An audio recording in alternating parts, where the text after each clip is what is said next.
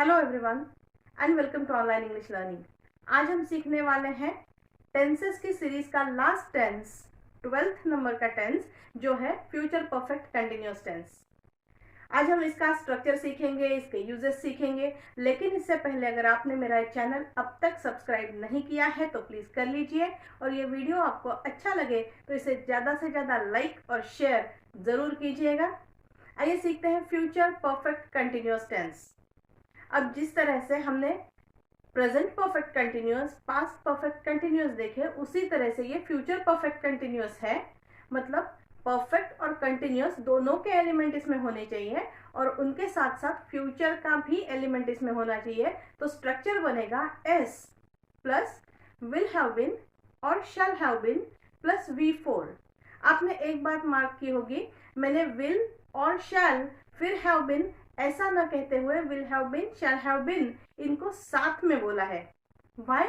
अगर आप इन सबको साथ में बोलते हो तो ये आपके ध्यान में रहता है, इसलिए इन सबको एक साथ बोलना चाहिए, तो आपके दिमाग में इसका स्ट्रक्चर फिट बैठ जाएगा। So S plus will have been और shall have been plus V4, जिसमें एस का मतलब होता है सब्जेक्ट और V4 होता है वर्ब का ING वाला फॉर्म। अगर निगेटिव स्ट्रक्चर देखना है तो हो सकता है S plus won't have been plus V4। अब इसको सारे सब्जेक्ट्स के साथ लगाकर देखेंगे। I will have been playing, we will have been playing, you will have been playing, they will have been playing, she will have been playing, he will have been playing, it will have been playing। इस तरह से हम इसको sentence में use कर सकते हैं। Negative भी यूज कर सकते हैं, जैसे I won't have been working, he won't have been sleeping।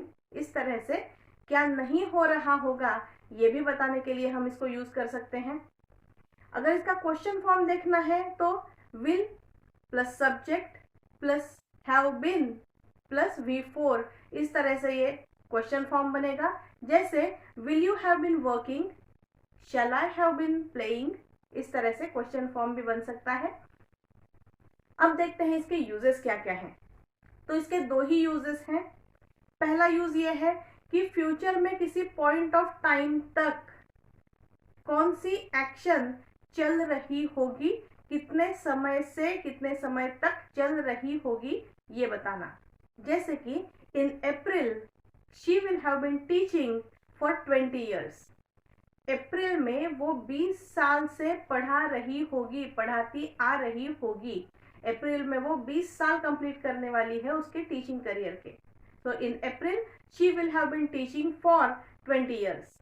इस तरह से हम इसको यूज कर सकते हैं किसी पॉइंट ऑफ टाइम तक कौन सी एक्शन कितनी देर तक चल रही होगी ये बताने के लिए। दूसरा यूज इसका ये होता है कि फ्यूचर में किसी और एक्शन तक दूसरी कौन सी एक्शन चल रही होगी, कितने समय से चल रही होगी। By the time of his retirement he will have been working here for 30 years। Retirement तक वो इस कंपनी में 30 साल तक काम करते आ रहे होंगे। अभी रिटायरमेंट में टाइम हो सकता है, लेकिन रिटायरमेंट तक का अगर हम गिनना चाहते हैं तो 30 साल पूरे हो जाएंगे उनको यहाँ काम करते करते। वो 30 साल से काम करते आ रहे होंगे ये बताने के लिए हम इस टेंस का यूज कर रहे हैं यहाँ पर। तो इस तरह से फ्यूचर परफेक्ट कंटिन्यूअस का यूज करते हैं हम दो बातों के लिए। एक तो किसी पॉइंट ऑफ टाइम तक या फिर किसी और एक्शन तक कौन सी एक्शन फ्यूचर में भी जारी होगी ये बताने के लिए। आपको ये वीडियो कैसा लगा?